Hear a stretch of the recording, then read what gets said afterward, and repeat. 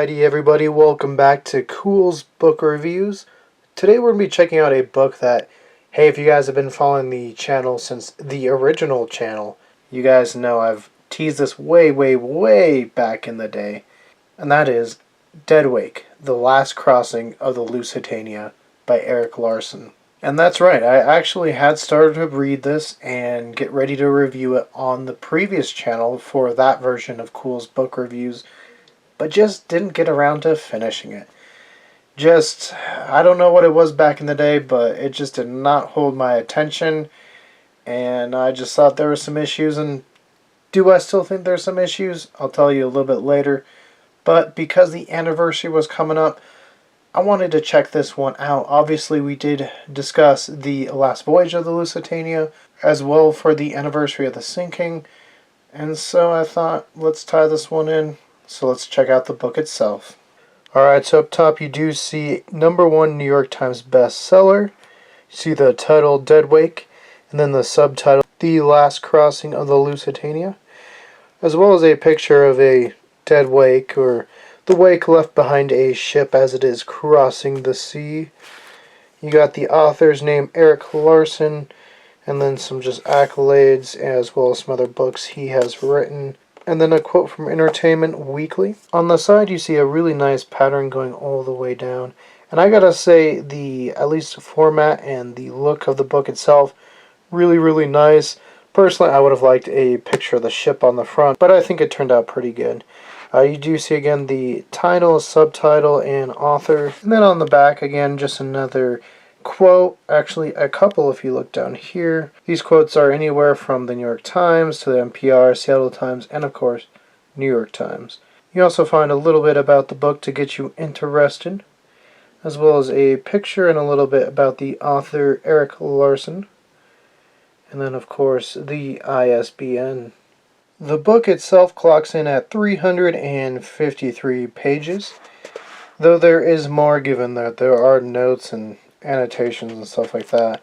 And as you can see, it is just words and just text discussing the story of the crossing and some other stuff we'll get into. But at the very beginning, there's this nice little map here. Kind of gives you a layout of what you will be traversing in the story. There's a secondary one. And if you keep going, you actually do get a picture of the Lusitania at harbor there. Very nice. For anyone that maybe just stumbled upon this channel thanks to this book, yeah, Lusitania I think is my favorite ship. It has been that way for a while. Obviously, grew up really loving the Titanic and Britannic, but I don't know, something about the Lusitania, it's a really beautiful looking ship. So that's the book. Let's get into my thoughts. Alright, so like I had stated at the beginning of the video, yeah, I actually did indeed start this way back in the day when that actually first was published. I got this probably opening day. I pre-ordered it, went to the Barnes & Noble, picked it up, started reading it, and I think I got about 80 to 100 pages in, and it felt kind of like a slog, and I was just like, ugh. And I do still have some of those issues. I wish the Lusitania and the story about the Lusitania played more of a role in her own book. What goes on the ship, I think, is really well written and really captivating. You get a note from the author pretty early on about how captivating the story of the Lusitania is, and it is. There's a lot of stuff, we've covered it before, and it's another super tragic story, but there's a lot of very intriguing people on the ship at the time of this crossing, and a lot of stories of heroism during the sinking. But I think, my complaint when I first read it, where it just feels like there's way too much not really pertinent to the story. And I get it, you gotta set the stage and tell everyone what was going on. It's in World War I. United States has not entered the war yet.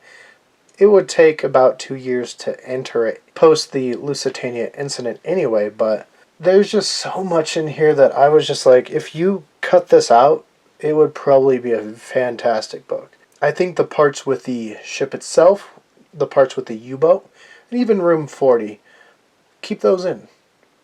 But there's a lot of stuff where it just feels like putting detail in there for the hell of it. I know some people might like that, but it just bogs down the story so much. And like I said, it feels like the Lusitania almost becomes an afterthought. The whole sinking itself, I think, takes 20 pages.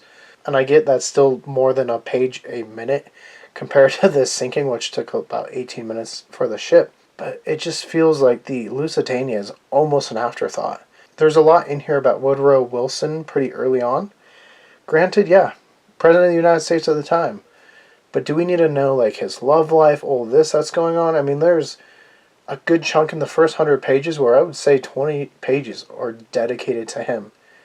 And then he just disappears until post the ship sinking.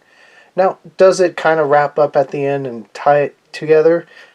I guess. I mean, I think he did his best for as much detail as he put in. I just feel like you could have left some of that out. Like I said, the Room 40 stuff is good. Maybe could have even expanded on it. Granted, a lot of it probably still classified or whatever. But given that they're tracking the U-boat, knowing where the ship is going to be going, I think that's crucial. Keep that in. Keep the parts with the U-boat in. Obviously, this is the U-boat that's going to sink the Lusitania.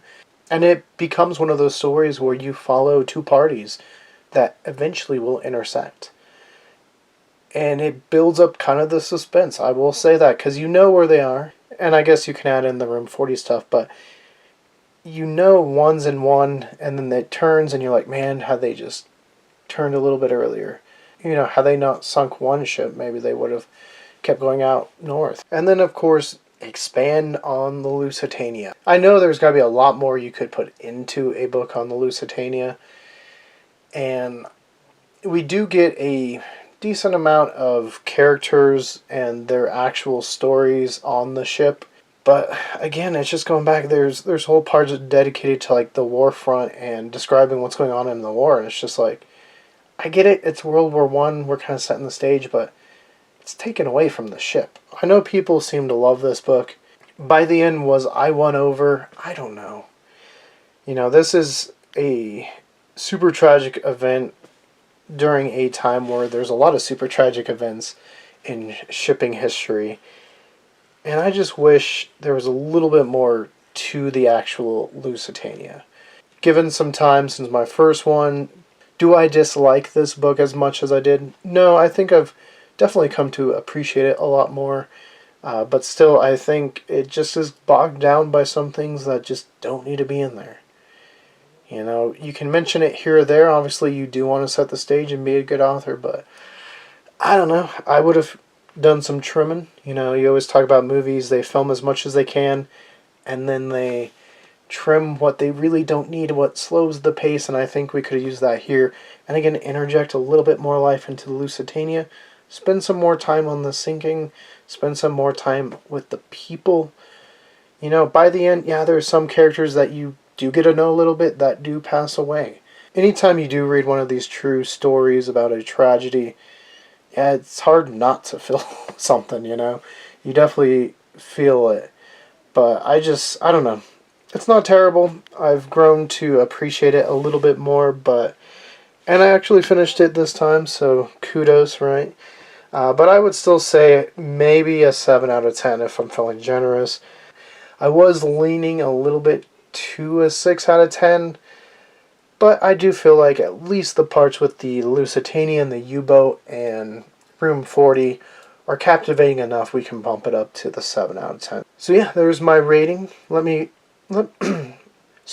my rating. Let me know in the comments below if you've read this book, or if you've read any Lusitania book that you think I might enjoy more. Definitely tell me in the comments below. And until next time, guys, for more Culz Book Reviews, click that link to your left. For more about us here at Culz Paranormal, click that link to your right. And don't forget to hit that like and give us a subscribe.